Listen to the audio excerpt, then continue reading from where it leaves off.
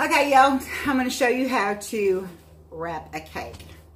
Of course, you see we're still in the process of doing the house, so the kitchen's still tore up. All right, so the reason I'm wrapping this is because, one, it's a 7-layer cake and it's tall.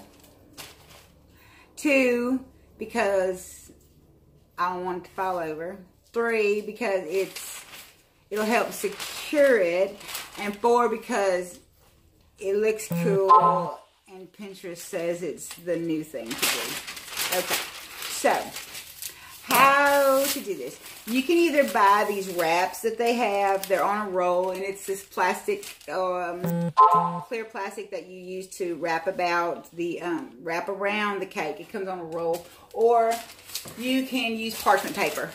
Now, to measure out how much you need, you know, it's like if you use an 8-inch or 9-inch cake, you're just not going to cut 8 or 9 inches of parchment paper, because you're not going across the diameter, you're going around the circumference. See, I know the fancy words, huh? All right, so like this, you're going around the cake. So what you do is you take your cake pan, and you can get a piece of string, a tape measure, one of them sewing tape things. Hi, Mom. Sorry I wasn't paying attention during that part of my sewing lesson. Okay, you know, them measuring tape. Okay, so you start at one part, and then you're going to measure all the way around it. And then add a few inches. Let me show you what I mean. Add. You see, here's where it meets. Make it longer, because you want to flip it over like that. Okay. So you cut it off your roll of parchment paper. And then you measure how high your cake is. This cake that I'm going to do is like 5.75 inches high. But I'm going to just, you know, make it a little bit, you know, taller. But anyway, measure your parchment paper. This is off a big roll, so if I fold it in half, it's 7 something. And so I'm going to fold the tops after I cut it. So you're going to cut it in half. If you have a really sharp pair of scissors, this works so much better. Don't use your sewing shears, because then you'll be mad at yourself, just like I do if my kids used them. I don't really sew that often, y'all. I avoid it. And my mama will tell you some stories about my sewing escapades, or when I've made curtains for the kitchen.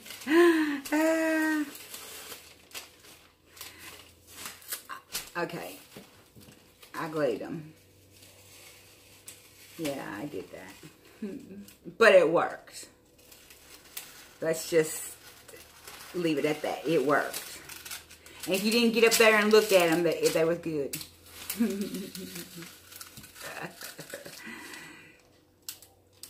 So, I was a lot younger. I would never glue my curtains now, because I know my mama's going to look to see if I did.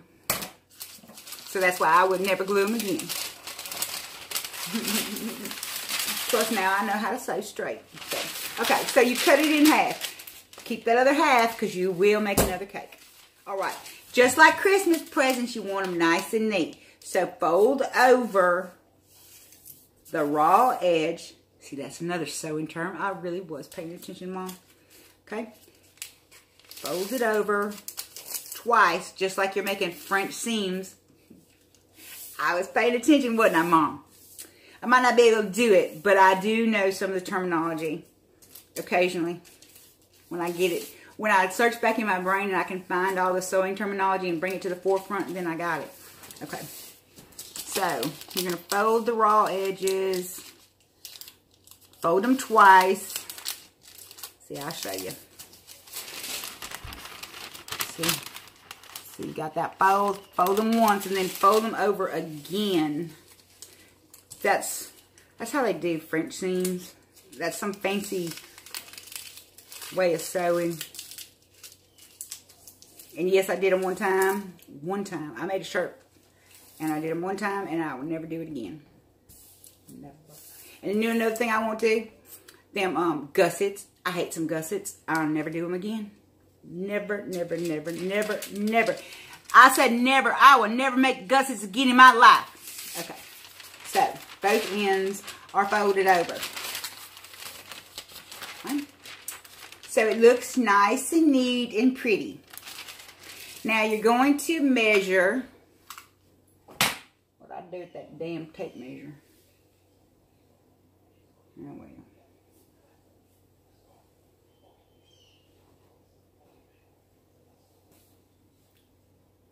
Okay, whatever. So you're going to measure your cake and see how, oh, so pretty. Okay, so you're going to measure, this is like 7 3/4, and my cake, so it's like 2 inches taller. So I want to do the same thing. On one of your edges, preferably the one you cut, because that's not going to be nice and neat and straight. You want to take it and fold it over. Fold it over about 1 inch, because remember, we're going to double fold. Or you can fold it over 2 inches if you want. But whatever you decide to do. If you only fold it over once, it will be more forgiving and you'll be able to mold it better. You would fold it over twice if you want everything to look nice and neat and fancy schmancy. It does take longer, and you'll have to be a little bit more careful when you wrap your cake. So, this is a lot like sewing, where you're going to make a hem. I'm not good at that either. I don't measure when I'm doing that. I just look at it and say, yep, that looks about even. And then I roll on, and then my mama fusses at me, and she says, Kadee, that ain't right. But my mama was a seamstress, so. Okay, so after you get that first one done, then you'll fold it again. Just so it looks nice and neat.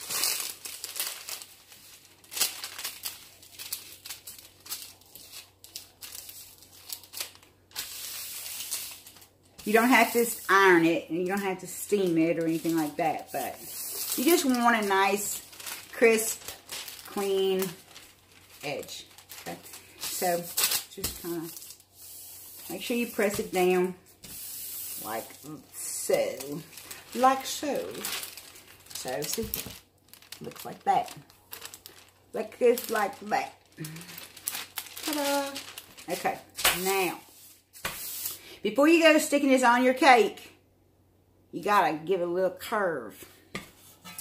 So, what you're gonna do is take your cake pan, and you want to start bending it over it.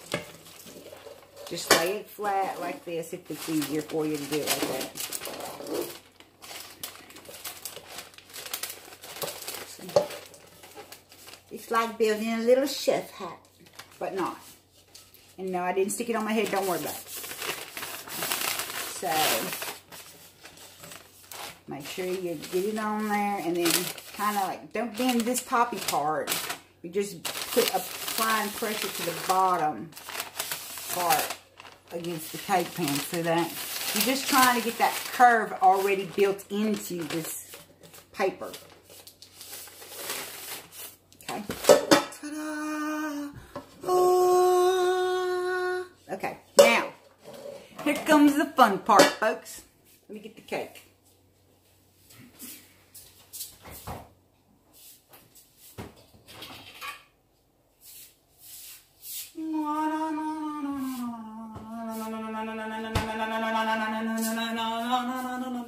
Don't fall.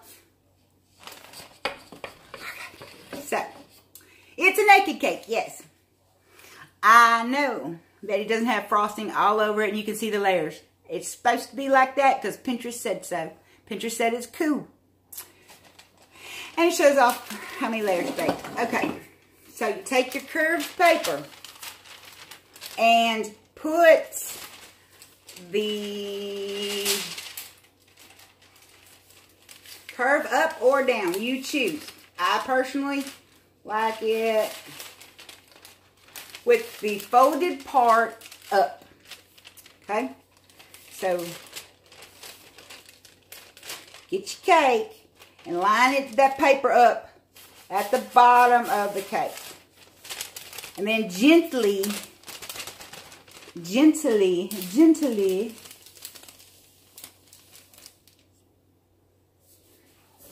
might get a little frosting on you. If you're not doing keto, you can lick your fingers off, but I'm trying to stick to it. I'm trying to do this 28 days without cheating. Yeah, a baker, not cheating. Okay, but I'm doing really good, and I haven't cheated so far. I only got like 7 days left. I started on the day Brant left, and so I'm going to go until he gets home. Okay, so now you can adjust it. It's all good. Nobody's going to notice it. That's the reason I like to use parchment paper, is because you can see through it. But I really do want to get those plastic rolls for it, because they look nice. Okay, so you're going to get it to this point right here where it's all the way around. Now you can do one of two things. You can either just stick a little piece of tape on there, Scotch tape, clear tape, or you can tie like a string around it. If you're going to tie a string around it, use like that white cotton kitchen thread, or you can use jute. That looks really cool. So I don't have any right now. Well, I did have some cotton string, but I used it when I was making sausage and stuff like that, so I'm not going to use it. I'm not going to use the stuff I use with meat on a cake. So my butcher's twine. Okay, so you just get a little piece of tape, and then you'll bring it over there and just put it on there. Okay, now you're going to want to go along the edges, the bottom edges. Go however you wrapped your cake. That's the direction you want to go. Don't go against that direction, or clockwise, what it would be, to pull the frosting. You want to smooth out that bottom frosting that came out when you were wrapping your cake, to get it off, clean it off of the cake plate or whatever. So go. There you go. And then tuck me in. And see, that's all that was on there. So that wasn't too bad. That was actually pretty good. So that cleans it up. And then you're just going to center it like that. And then you can put your top on. Now, before you take a cake and put it on there and just smash this on there like, oh yeah, it'll fit, you might want to measure it. See that? It's barely going to clear. And that, my girls and boys, is why I used a really big cake plate. The cardboard underneath it, I used that 10-inch because I knew it was just going to clear. So, you can put it on there very gently, like that. And then, it looks like it's on, but it's not. So, ta-da! Yay! Okay, so that's it. Anyway, that's how you do that. If you have any questions, comments, or concerns, then just feel free to leave a comment. And other than that, that's how you do it. But I'm supposed to tell y'all, make sure you like and subscribe. Apparently, there's a thumbs up if you like it. And then there's a little subscribe button down there somewhere. Because that's how YouTube rates their stuff. So I don't get to be a real YouTube channel or a paid affiliate or get any sponsors unless people like my videos. And I don't know, people have been on me for years to do it. So here's your chance to like these freaking videos, because I finally got a YouTube channel. Bye, y'all.